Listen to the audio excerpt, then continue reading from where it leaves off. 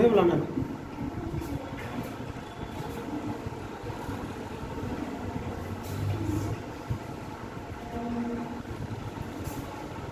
Good morning students, आज हम लोग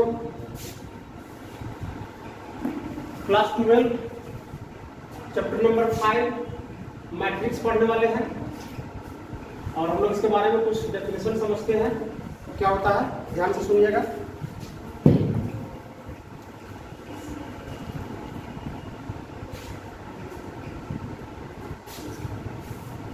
इसका डेफिनेशन होता है कि कोई एक रेक्टेंगुलर होगा। रेक्टेंगुलर समझते हैं? रेक्टेंगल, रेक्टेंगल किसको बोलते हैं? आयत। समझ रहे ना?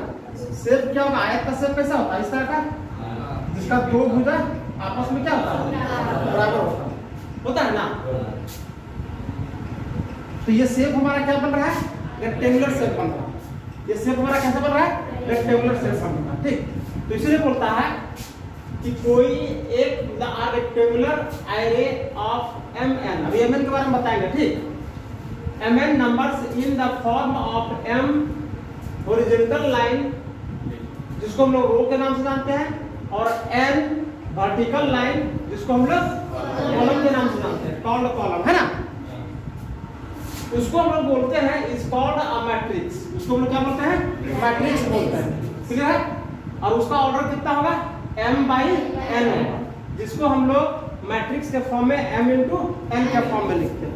ठीक, जो हम लोग एरे डिनोट करते हैं उसके लिए जो ब्रैकेट यूज करते हैं वो होता है हमारा स्क्वायर ब्रैकेट या फिर कर्ली ब्रैकेट, स्मॉल ब्रैकेट। क्या होता है? स्क्वायर ब्रैकेट या फिर स्मॉल ब्रैकेट। लेकिन जनरली जो हम लोग पढ़ते हैं वो हमारा स्क्वायर ब्रैकेट में होता है। किसमें होता है? स्क्वायर ब्रैकेट में होता है। अब हम लोग पिक्चर से चलते हैं। ठीक, देखिए क्या बोलता है कि एक रेक्टेंगुलर एरे, समझते हैं इसको,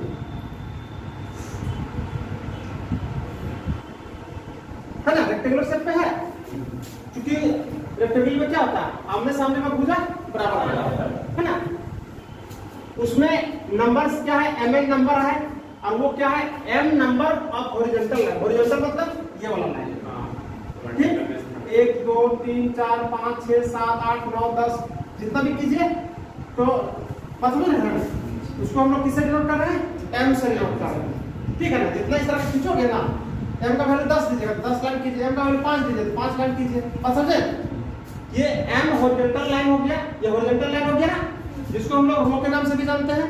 क्या नाम से जानते हैं? रो के नाम से। कंप्यूटर में पढ़िएगा, ठीक है, रो और कॉलम। ठीक, तो हॉरिजॉन्टल लाइन को हम लोग क्या बोलते हैं? रो बोलते हैं। और बोलते हैं कि n वर्टिकल लाइन, वर्टिकल मतलब सीधी रेखा। ठीक,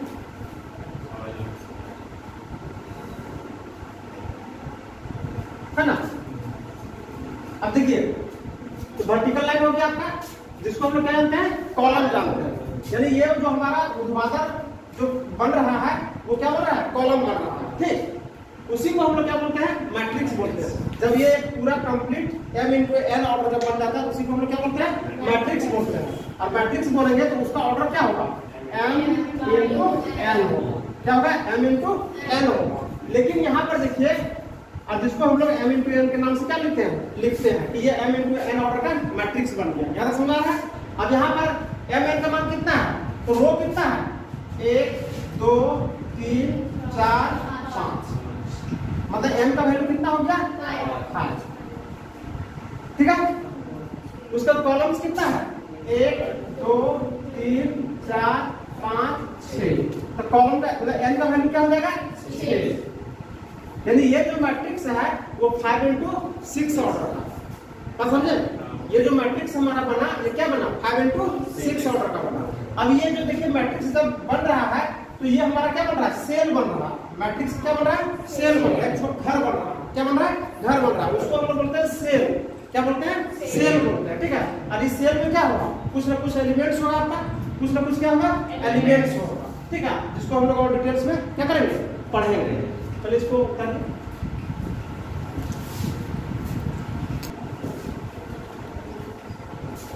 अब ये तो हो गया एक मैट्रिक्स का फॉर्म। चलिए ना, अब इसको मैट्रिक्स में हम लोग कैसे यूज करते हैं, कैसे लिखते हैं, है ना, उसका फॉर्म हम लोग डिजाइन करेंगे इसको। ठीक, design of matrix heading the.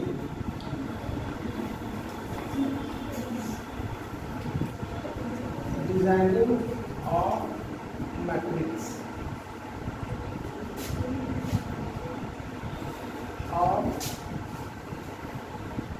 Order according to pace. हमेशा जो पहला एलिमेंट होता है वो रो काउंट करेगा और दूसरा एलिमेंट होगा वो कॉलम काउंट करेगा। ध्यान दीजिए, मैट्रिक्स की बात करेंगे तो ये जो शेप है हमारा स्क्वायर ब्रैकेट का वो होना क्या है, मस्ट। समझे?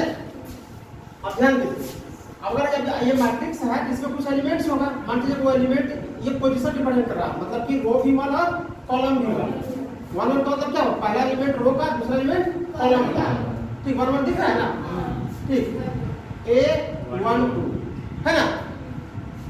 इसी तरह चलते चलते कितना हो जाएगा, ये क्या काउंट करता है, कॉलम काउंट करता है ना, तो कॉलम क्या होता है, M होता है।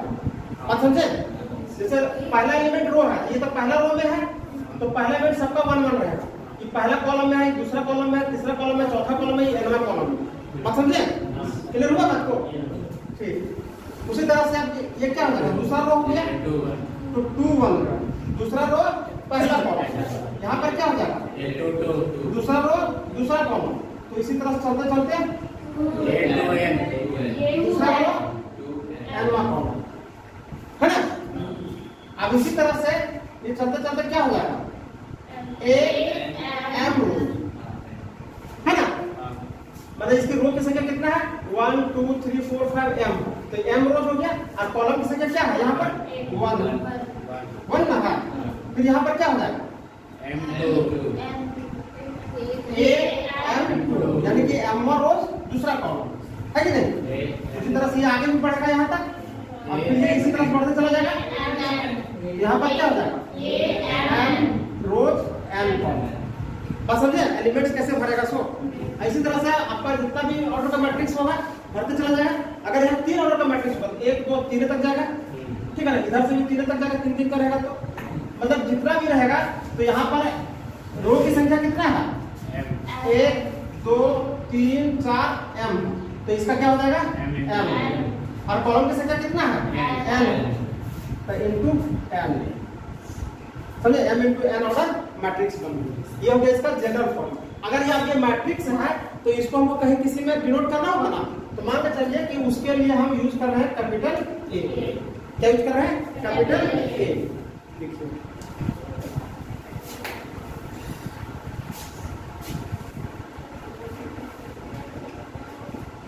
अब इसका आगे देखिए एक एग्जांपल इसका हम लोग देखते हैं। ठीक, मान के चलिए कि मैट्रिक्स जिसको हम डिनोट कर रहे हैं उसका नाम क्या है, A है। ठीक, कुछ वैल्यू ले लीजिए, 2 4 6 3 5 9 1 7 2 11 9 10। ठीक है, अब आप लोग बताइए ये जो मैट्रिक्स है ये क्या है, मैट्रिक्स है। अभी जब ये मैट्रिक्स है तो इसका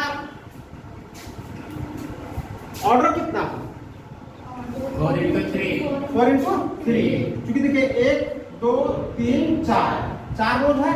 हमेशा फर्स्ट वैल्यू किसको रिप्रेजेंट करेगा, रो को रिप्रेजेंट करेगा। किसको रिप्रेजेंट करेगा, रो को रिप्रेजेंट करेगा। और जो सेकेंड वैल्यू लिखते हैं क्रॉस करके वो कॉलम को, यानी ये हमारा क्या रिप्रेजेंट कर रहा है, कॉलम। कॉलम की संख्या कितना है, 3, यानी 4 into 3 का मैट्रिक्स हो गया। कितना का मैट्रिक्स हो गया, 4 into 3 का मैट्रिक्स हो गया। और कॉलम कितना है, मतलब रो कितना है, 4 रोज है। देख लीजिए 1 2 3 4 रोज है। कॉलम कितना है, 1 2 3 कॉलम है। तो इसलिए इसका जब ऑर्डर जो हम लोग लिखेंगे हमेशा पहले किसका नाम लिखेंगे, रो का नाम लिखेंगे।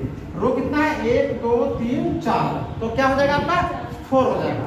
इनटू कॉलम की संख्या कितना है, 1 2 3, तो कितना हो जाएगा आपका 3 हो जाएगा। है ना आसान। ठीक, तो ऑर्डर पूछेगा कि मैट्रिक्स से देगा, बोलेगा कितना ऑर्डर है, तो कम काउंट करके लिख लोगे।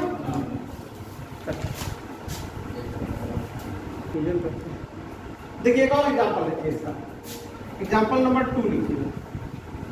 ठीक, मान लीजिए एक मैट्रिक्स है A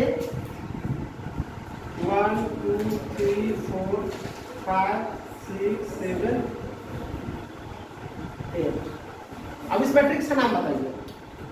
2 into 4, क्योंकि 2 रो है और 4 कॉलम है ना।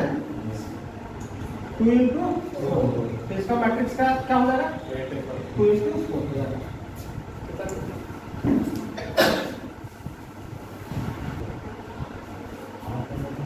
एक बार अच्छा फिर से एक बार समझ लीजिए क्या लिखा है इसको। कोई एक रेक्टेंगुलर शेप होगा जिसको हम लोग एरे के नाम से जानते हैं। कंप्यूटर में आप लोगों को पढ़ना है एरे चैप्टर का नाम।